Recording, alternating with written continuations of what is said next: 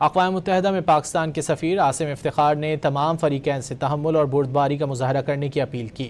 باور کرایا کہ ایسے کسی بھی اقدام سے گریز کیا جائے جو خطے میں علاقائی امن و استحکام کو مزید نقصان پہنچا سکتا ہو۔ خطے میں امن و استحکام کے مشترکہ مقصد کے حصول کے لیے مسلسل رابطے، مذاکرات اور سفارتکاری ہی واحد قابل عمل راستہ ہیں۔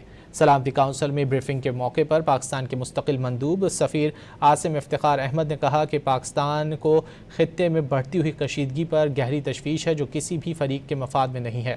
تشدد اور عدم استحکام کا یہ سلسلہ فوری طور پر ختم ہونا چاہیے۔ تمام فریقوں کو کہا کہ وہ معاہدے کی پاسداری کریں۔ اقوام متحدہ میں پاکستان کے سفیر عاصم افتخار نے تمام فریقین سے تحمل اور بردباری کا مظاہرہ کرنے کی اپیل کی۔ باور کرایا کہ ایسے کسی بھی اقدام سے گریز کیا جائے جو خطے میں علاقائی امن و استحکام کو مزید نقصان پہنچا سکتا ہو۔ خطے میں امن و استحکام کے مشترکہ مقصد کے حصول کے لیے مسلسل رابطے، مذاکرات اور سفارتکاری ہی واحد قابل عمل راستہ ہیں۔ سلامتی کونسل میں بریفنگ کے موقع پر پاکستان کے مستقل مندوب سفیر عاصم افتخار احمد نے کہا کہ پاکستان کو خطے میں بڑھتی ہوئی کشیدگی پر گہری تشویش ہے جو کسی بھی فریق کے مفاد میں نہیں ہے۔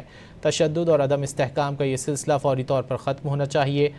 تمام فریقوں کو کہا کہ وہ معاہدے کی پاسداری کریں۔ اقوام متحدہ میں پاکستان کے سفیر عاصم افتخار نے تمام فریقین سے تحمل اور بردباری کا مظاہرہ کرنے کی اپیل کی۔ باور کرایا کہ ایسے کسی بھی اقدام سے گریز کیا جائے جو خطے میں علاقائی امن و استحکام کو مزید نقصان پہنچا سکتا ہو۔